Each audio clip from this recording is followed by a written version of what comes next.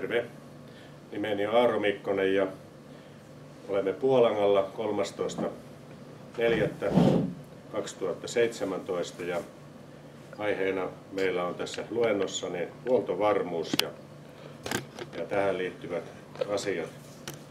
Me olemme pitkään saaneet elellä hyviä aikoja ja ruokapuoli, lämpöpuoli ja myös rauha on saanut säilyä Suomessa lähes 80 vuotta.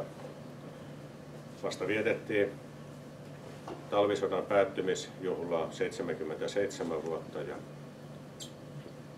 ja sitten siihen liittyvät jatkosodat ja Lapin sodatkin on Suomen kansa joutunut käymään, mutta tänä päivänä myös on mahdollista toisenlaisetkin kriisit ja ongelmat, jotka meitä voi kohdata.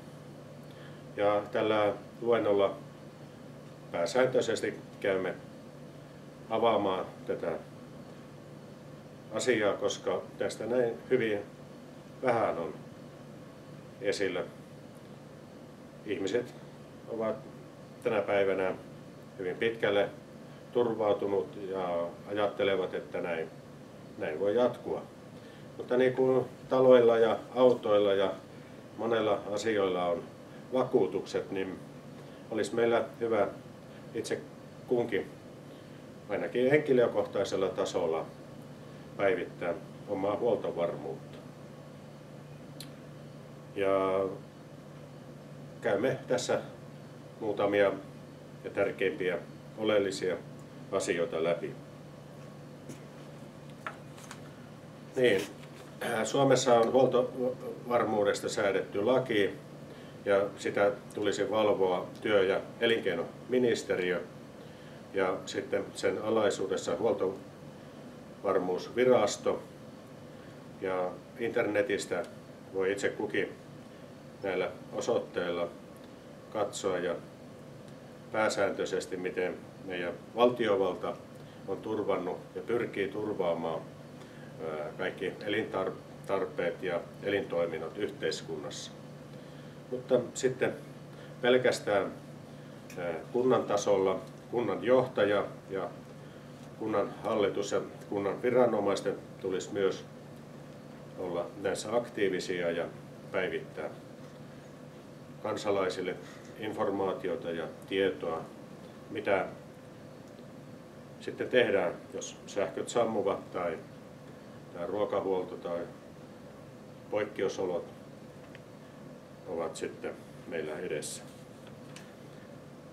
No niin, Puolangan huoltovarmuuden päivitys ja olemme täällä Puolangan Virkkulassa ja mitä sanoisin itsestäni. Olen itse ollut varattuna suojelulohkon varapäällikkönä Puolangalla ja kannan suurta huolta siitä, että näitä asioita ei tänä päivänä meillä ole siinä mittakaavassa, mitä minun mielestäni tulisi olla.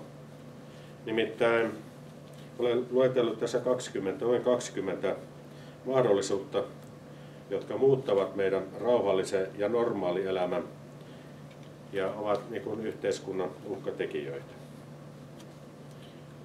Tänä päivänä 13.4. ja olemme pääsiäisen alusviikolla ja noin 70 päivää juhannukseen ja keskikesään.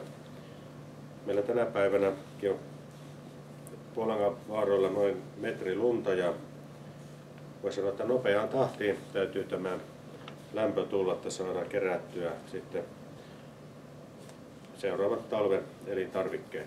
Eli meillä on aika pitkä pohjoinen talvi ja se meille asettaa monenlaisia haasteita.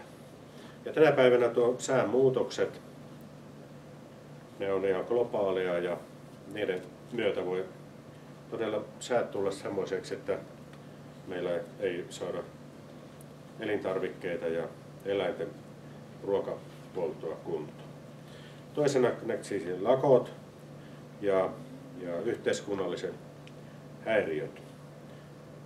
Ne on lainsäädännöllä kyllä rajattu lakon mahdollisuuksia, mutta tänä päivänä kun vastakkaisasettelut korostuvat, niin yhteiskunnan lakot voivat hyvinkin nopeasti tuoda sen tilanteen, että meillä ruokahuolto on tai joku muu kärsii.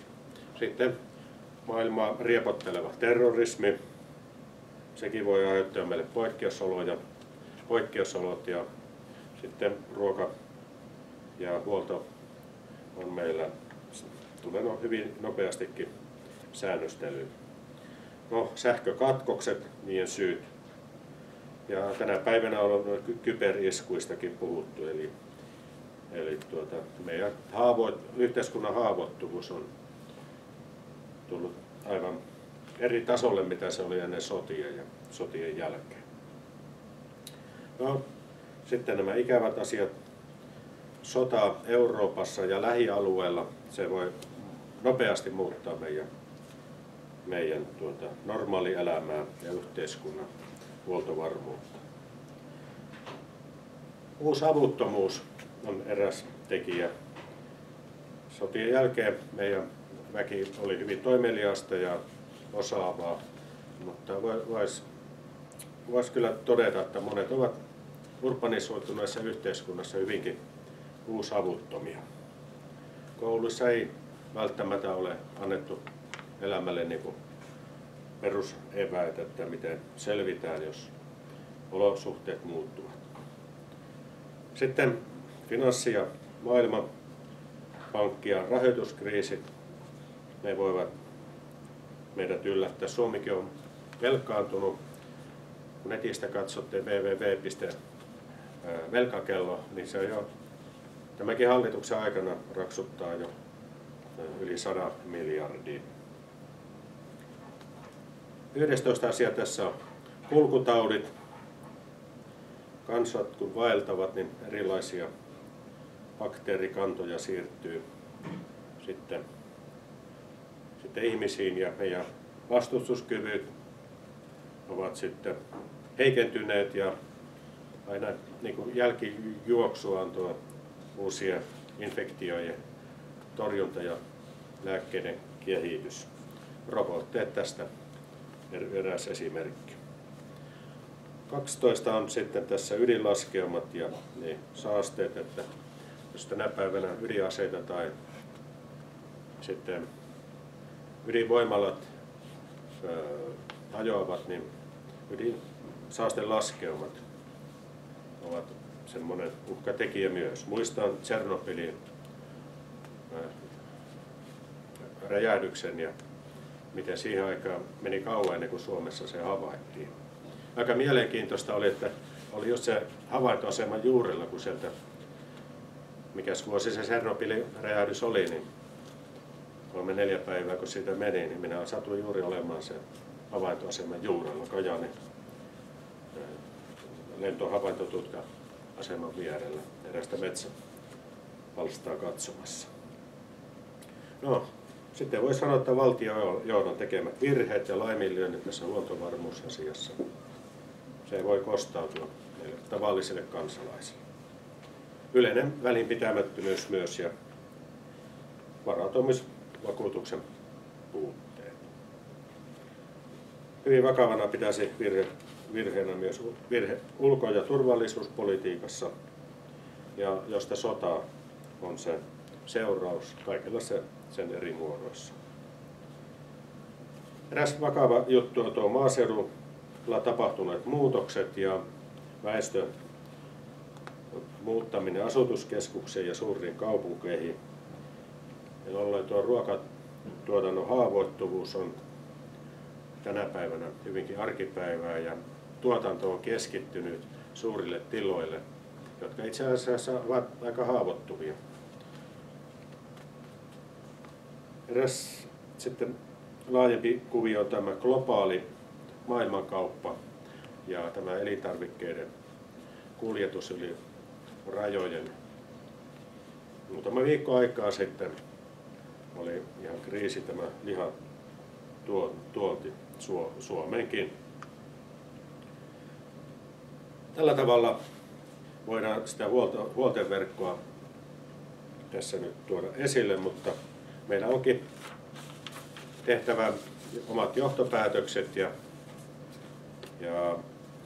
edettävä niin, että ainakin omalta osalta edistäisimme huoltovarmuuden tilannearviota siellä omassa kodissa.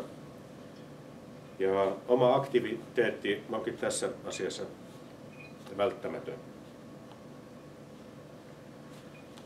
Tässä asiassa myös tarvitaan vapaaehtoistoimintaa sen vuoksi, että tämä asia tulee tuoda esille ja julkisuuteen, että ihmiset kiinnittäisi tähän enemmän huomiota. Ja tähän huoltovarmuuden mahdollisuuksien kartoittaminen on erittäin tärkeää. Ja siksi tämä ensimmäinen teema ja luento pidän tätä avauksena tämä asia keskustelemiselle ja esille tuomiselle koko valtakunnassa. Ei siis pistetä päätä pensaaseen. Esitänkin näin, että Puolangan kunnan varautumissuunnitelmien päivitys pistetään kuntoon. Suunnitelmien esittely tulee toteuttaa sillä tasolla, kuin se yleensäkin voi olla julkista. Olen tästä kunnanjohtajaa olemme ilmoittanut ja korostanut, että kunnanjohtajalle kuuluu tässä tehtävässä suuri vastuu. Myös asettuva uusi kunnanhallitus tulee tähän asiaan perehtyä ja edistää koko valtuuston voimin tämän tärkeän asian huomioimista. No niin, mitkä ovat sitten viranomaistoimet ja varautumiset valtiovallan tasolla? Tähän liittyy palo- ja pelastustoimi, rajavartiosto, poliisi, MPK eli maanpuolustusjärjestöt, reserviläiset ja myös seurakunnat. Myös yhteistyötä voisimme tiivistää järjestöjen, työttömien yhdistyksen, siviilipalvelusmiesten, puolustusvoimien, valtioneuvoston ja eduskunnan kanssa. Olen tämän jo esittänyt meidän sisäministeriölle, mutta he tässä aikataulussa, mitä tämä hanke nyt on lähtenyt liikkeelle, niin eivät pystynyt järjestämään tänne henkilökuntaa tuomaan tervehdyksen. Mutta sitten Huoltovarmuusviraston toiminnanjohtaja lähettää teille kaikille terveisiä. Niinpä lähdemmekin siitä, että jokaisen puolankalaisen kodin huoltovarmuus tulee nyt laittaa kuntoon. Tavoite onkin kesä 2007 aikana meillä olisi jo tilannearvio ja valmiussuunnitelma jokaisen puolankalaisen omassa kodissa. Huoltovarmuustiedon hankkiminen, siitä järjestettäisiin kurssi- ja koulutustilaisuudet. Kolmantena kohtana verkostoituminen asiasta kiinnostuvien ja viranomaistahojen kanssa.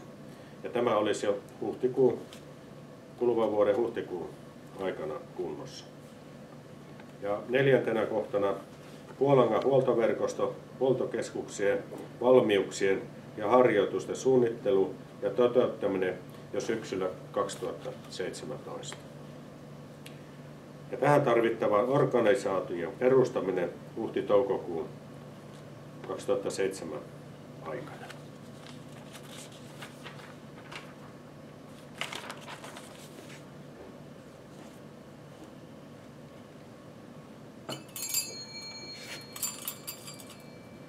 Tässä on hevosen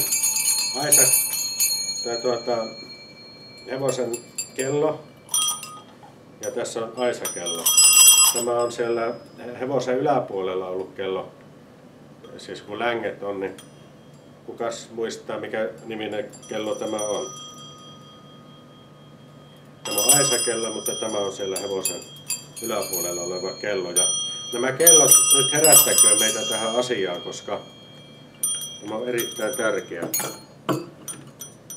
Valot Suomessakin voi sammua hyvinkin nopeasti ja meidän nämä kylät ja kunnat on kaukolämmössä ja jos jotakin häiriötä esimerkiksi talvella kovien pakkasten aikaa tulee, niin nämä on hyvin haavoittuvia nämä asutuskeskukset. Eli tämmöistä varautumista meillä tämäkin asian osalta on hyvä syytä harkita. Öljyä voi olla pulloissa. Aika hyvä idea tämmöinen pullottaminen, kertakäyttö tämmöiseen paketteihin. Mutta tosiasiassa on, jos meidän kriisi pitkittyy yli kuukausien, kaikki polttoaineet menevät säännöstelyyn ja ongelmia tulee liikkumisessa ja sitten oman kodin huoltovarmuuden ylläpitämisessä. Eli kaikkiin näihin meillä sitten seuraavassa ohjelmassa tulemme kiinnittämään huomiota ja seuraava tilaisuus onkin noin 2 viikon kuluttua. Ilmoitamme tästä sitten tarkemmin. Kiitoksia. Tervetuloa päivittämään omaa huoltovarmuutenne ja menemme ja etenemme tässä asiassa sitten yhteistuumiin ja myös viranomaiset, heillä on tästä vastuu, niin kutsumme seuraavaan tilaisuuteen. Kiitoksia.